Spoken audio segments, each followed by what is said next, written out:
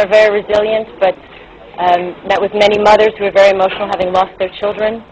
Met with a beautiful, inspiring older couple who spoke so much about how they felt that so much had been washed away in the flood, and they didn't know if they'd ever in their lifetime have a decent home again, whether they would ever have their life back. So they were very, very moving, and I'm very moved by them, and I hope that I'm able to today and tomorrow be able to do something to help bring attention to the situation for all of the people in need in Pakistan, and I'll continue to do so through UNHCR, and thank you very much for your time. You have seen the devastation, you have seen the catastrophe, and you've seen the victims. What do you appeal to the world? What do these victims need for more?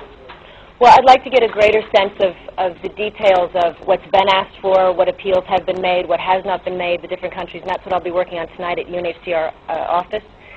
I mean, there's a general statement to ask for people to assist, but I think there's something much bigger going on here, and these kind of conflicts that continue to happen. We see them around the world, and it's how prepared we are. It's how we address them, and it's how when we do address them, we understand that they are not fleeting situations when the headlines go away and the media goes away, that these are very, very long extended situations that need our constant support for a very, very long time.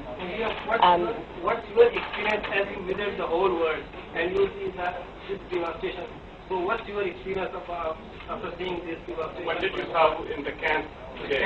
You visited almost some of the camps in this area. You know, the people are suffering and the government of Khyber Pakhtunkhwa is saying that they have not received any cash amount from any donor agency or from the international community.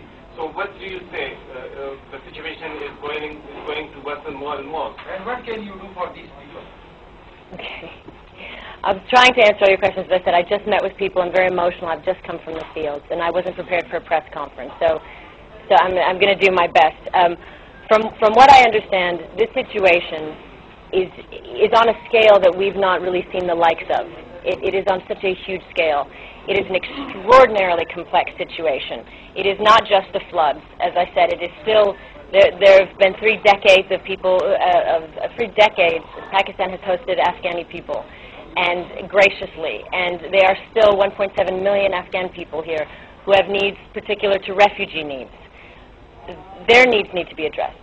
There are people displaced by the floods, and they've lost their homes, and the flood water was as high as the ceiling when you see the mark, and I was surprised by that, and their needs need to be addressed, and all of their homes are washed away, and it's not just a tent that's washed away in somebody's mind, it's a home, and it's collapsed, and it's mud, and it's their entire life. Many of them lost their children during the floods. So there's irreparable damage. And then here we're in a situation where these people are displaced from conflict, from the wars. So there are many different parts to the needs in Pakistan. So I would ask people to make sure that they don't forget that as they address these needs. And so there'll be many different appeals going out for different things, and I know UNHCR has a large appeal, and I'm hoping it will be met. I'm encouraging it to be met by governments, by individuals, and I think anybody that can do something should do something, and so that's where we stand. But mainly also not just to ask for funds, to ask for people to be open to understanding the complexities of this situation and really get an education on it and understand that this is not going to just be addressed with one quick appeal. We also visited this camp here in January.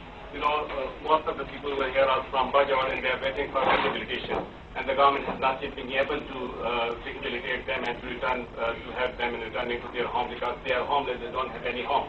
So what do you think, what should be done for the international community, what the donor agency should do to let them return to Well, I mean, in situations like this, I've just come on the ground. I've been to Pakistan 4 times, but I've just come on the ground this time. And these are questions I'm asking myself. So I'm going to be asking UNHCR these questions. I'm going to be speaking with the government tomorrow. And I'm going to try to do the best I can to try to get a handle on it and know what is the right thing to ask for on behalf of these people. But I don't know at this time. Thank you very much. Thank you very much. Well, that was the goodwill